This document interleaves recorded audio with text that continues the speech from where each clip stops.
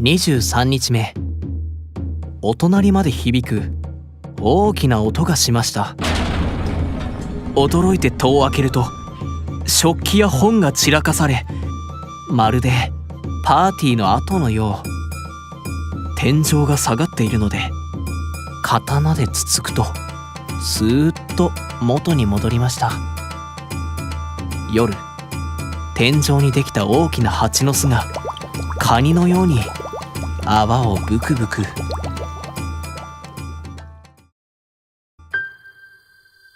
24日目の昼、大きな蝶々が1匹飛んできました。部屋の中をあちらこちらとひらひら飛んでいましたが、見ているうちにたくさんの小さな蝶々に分裂して飛び回り、蝶々で部屋がいっぱいに。その夜、あんどんに火をつけて明るくしようとすると、あんどんが石の塔に変わってしまいました。どうなるのかなと見ているうちに、青い炎が勢いよく立ち上り、石の塔を焼き消した後、するりと元のあんどんに戻りました。これもやっぱりお化けの仕業。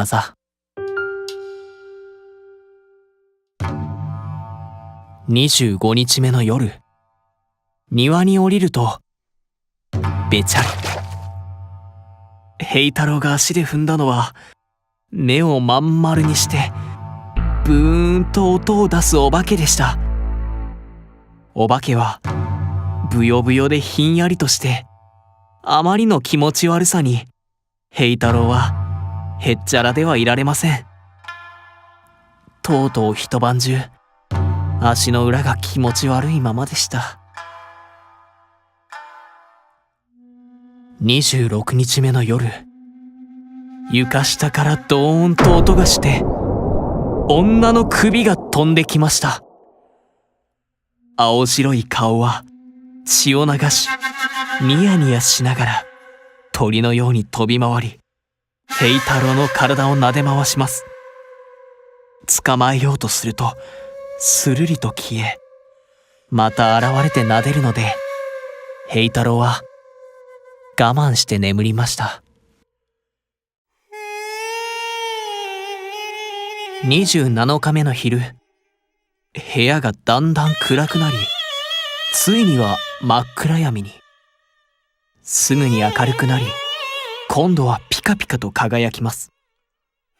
真っ暗とピカピカを繰り返すうちに、夜になり、ちょーんちょーんと拍子木の音や女の人の泣く声が聞こえ始めましたが、誰の姿も見えません。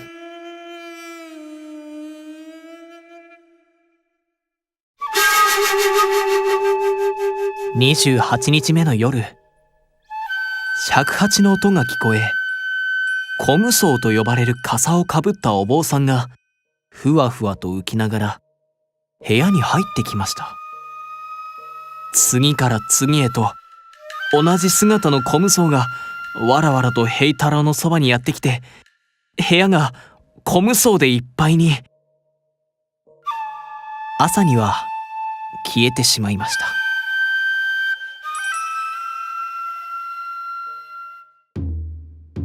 29日目、昔は一月は30日と決まっていたので、7月は残り2日、今日と明日で終わります。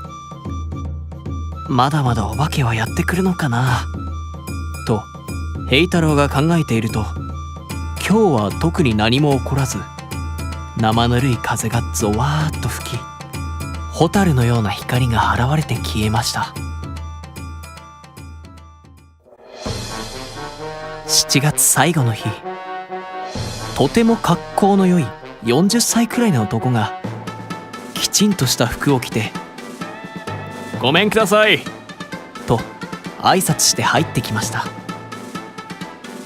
これはお化けの親玉だと気づいた平太郎、刀で切ろうとすると、乱暴はやめて話をしましょうと言って消えてしまいました。突然ビューンと風が吹き、いろりの灰が舞い上がりました。灰は丸い大きな顔になり、ほっぺからプシューッと煙とミミズを吹き出します。ミミズが嫌いな平太郎は大弱り。続いて壁にトンボのような大きな目と口が現れ、青く光り始めました。すべてが消えて、先ほどの格好の良い男がまた現れました。私は山本五郎左衛門という魔王です。勇気がある16歳と根比べして100人に勝つと魔王の中の魔王となれるのですが、86人目のあなたに負けました。あなたの勇気はとても素晴らしい。私は真の悪五郎という魔王と競争していましたので、奴もやってくるかもしれません。その時は私を呼び出してください。私が悪五郎を退治します。それではこれで私は帰ります。と魔王が言いました。いつの間にか平太郎の隣に守り神が座っています。魔王は別れの挨拶をして、お供が担ぐカゴに乗り込むと毛むくじゃらの足を出しました。そしてたくさんのお化けがお供になって行列を作り、魔王が乗ったカゴを高く掲げて雲の中を目指して帰っていきました。おしまい。